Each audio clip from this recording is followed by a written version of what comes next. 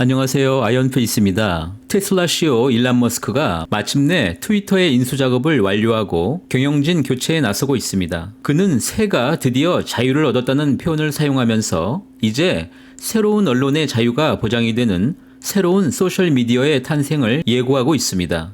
그러나 지난 4월 바이낸스 랩 디렉터 켈리는 코인텔레그래프와의 인터뷰에서 머스크 CEO의 인수는 트위터의 크립토 이니셔티브를 강화하는 데 도움이 될 수 있다고 지적하면서 트위터가 암호화폐 자산과 기술 채택을 가속화시키는 플랫폼으로 변모할 것이라고 말하기도 하였습니다. 코인텔레그래프는 적어도 머스크 CEO의 인수는 트위터에게 있어서는 더 많은 가상자산과 블록체인 기반 기능에 대한 탐구를 심화시킬 것이라고 전망하고 있습니다. 생각보다 매우 빠르게 암호화폐 자산 플랫폼 기반이 변화하게 될 것으로 전망이 되며 이 변화의 핵심은 결국 웹3라는 제3세대 인터넷 서비스가 될 것이라고 전망하고 있습니다. 오늘은 저의 컨텐츠에서 매 10일마다 공유 중인 파이의 글로벌 로드와 마이그레이션 그리고 지갑 변화 상황에 대해서 이야기하고자 합니다. 세상이 이렇게 크게 변화하고 있다면 우리 모두는 집단 지성의 힘으로 그 변화의 핵심을 함께 공유하면서 그 미래에 가장 강하게 살아남을 수 있는 플랫폼이 어떤 것인지 예측해 볼 수가 있을 것입니다. 그러나 우리들에게 정답은 없으며 모두 여러분 스스로 강한 확신을 갖고 올바르게 선택할 수 있기를 바라며 무엇보다 파이 커뮤니티의 멤버로서 더 능동적인 생태계 참여자로 우리들 스스로 그 플랫폼을 더 빠른 성장의 길로 만들 수 있기를 바라겠습니다.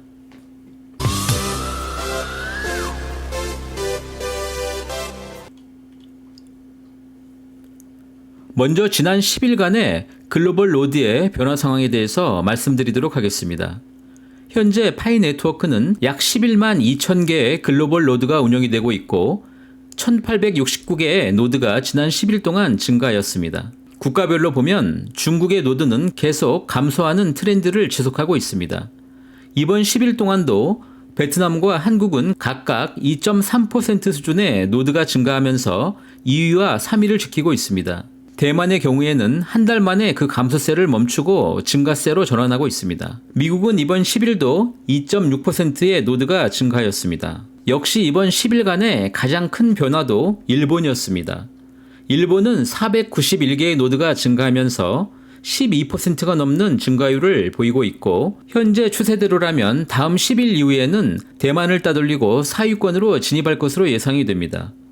미국과 일본에 의해서 보듯이 채굴 비중이 그리 높지 않을 것으로 예상되는 선진국의 채굴자들도 역시 파이 채굴의 미래를 매우 밝게 보고 있다는 그 증거라고 생각해 볼 수가 있습니다. 이제 중국은 9월 이후에 40%대의 노드 비중이 지속적으로 하락하면서 10일 전에 38%대에서 이제 37.2%대로 그 노드 점유율이 지속적으로 하락 중에 있습니다. 코어팀의 KYC 속도에 현재 가장 큰 영향을 주고 있다고 판단이 되는 중국 지역의 수많은 공장형 채굴과 가짜 KYC 시도 등 많은 케이스들을 방어하고 분류하면서 이 또한 파이 KYC의 AI가 지속적인 학습을 통해서 자동으로 이러한 문제점들을 스크리닝이 진행이 되어야 하기 때문에 여전히 파이 네트워크의 KYC 속도의 핵심은 중국 지역에서 얼마나 빨리 가짜 계정을 구분할 수 있느냐가 될 것이라고 생각이 됩니다. 일본이 드디어 단기간에 전체 4%대의 점유율로 글로벌 로드 시장에 진입을 하게 되면서 파이 글로벌 로드의 큰 지각 변동을 만들어내고 있고 이것은 향후 10위권 내 국가들의 액티브 노드 증가를 유도함으로써 지속적인 실제 기여 노드가 메인의 높은 이전까지 꾸준히 증가할 것이라고 판단이 됩니다.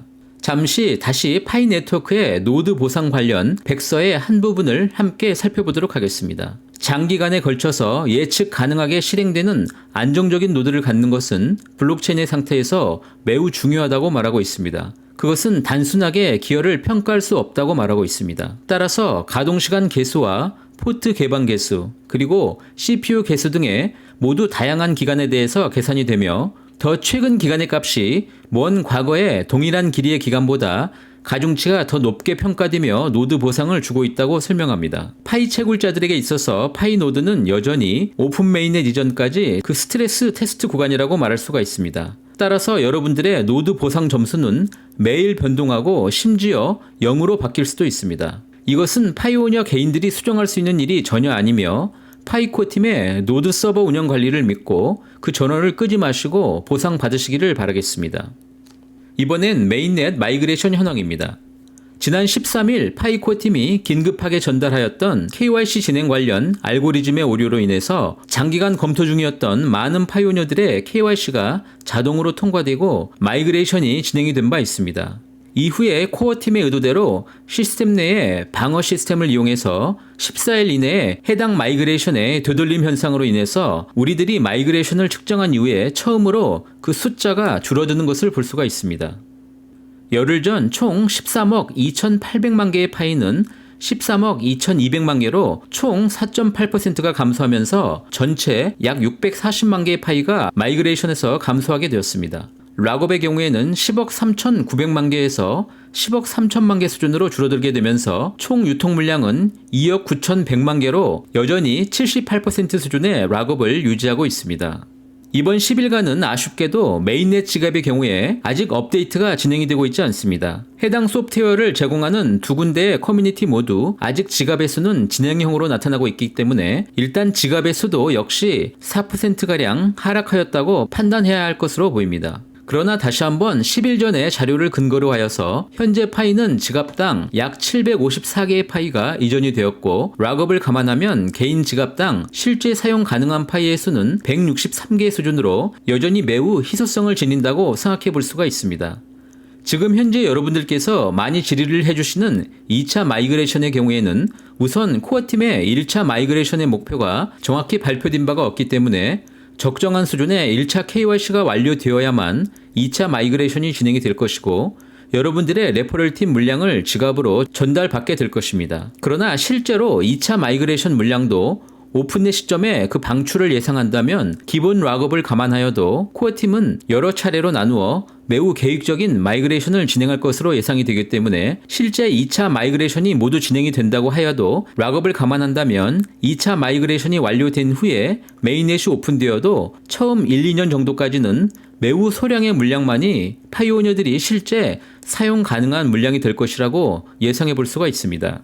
그래프에서 보시듯 지난 10월 초에 대규모의 지갑 개설이 진행이 된 이후에 12일경에 당시 KYC 오류로 인해서 약 3만여 개 가까운 지갑이 설정이 된 것을 확인해 볼 수가 있습니다. 다만 현재 개인 지갑당 754개 정도의 파이가 전송이 되고 있고 이번 마이그레이션 되돌림으로 인해서 파이 수량 축소가 약 640만 개 정도이니 전체적으로 약 8,400개 정도의 지갑이 다시 취소가 되었을 것이라고 판단해 볼 수가 있습니다.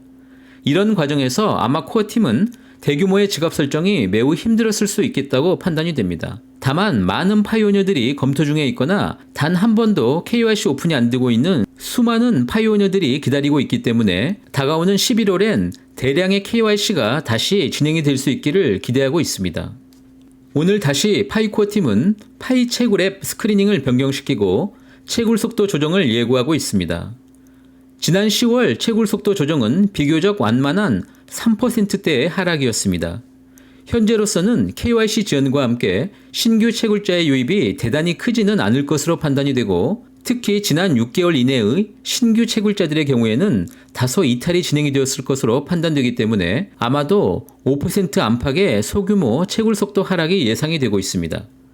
다만 파이 채굴의 희소성은 계속되고 있고 파이 가치가 P2P 거래를 통해서 사회적으로 계속 확인이 되고 있고 파이의 미래에 대해서 늦게 알게 되어서 채굴에 뛰어드는 파이오니어들의 경우에는 이제 매우 희소한 채굴이 될 것이라는 점을 잊지 마시기 바랍니다.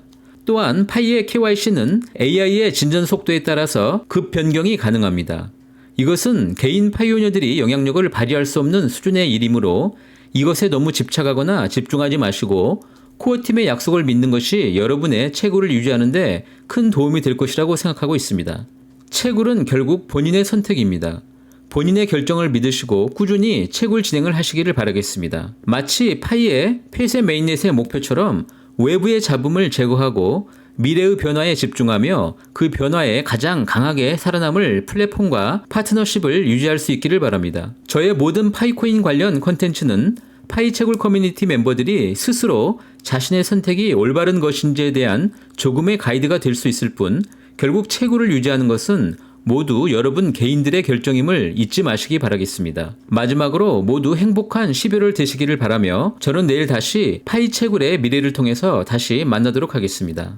오늘도 이렇게 저와 함께 해주셔서 진심으로 감사드립니다. 저는 다음에 더 좋은 내용으로 함께 하도록 하겠습니다. 감사합니다.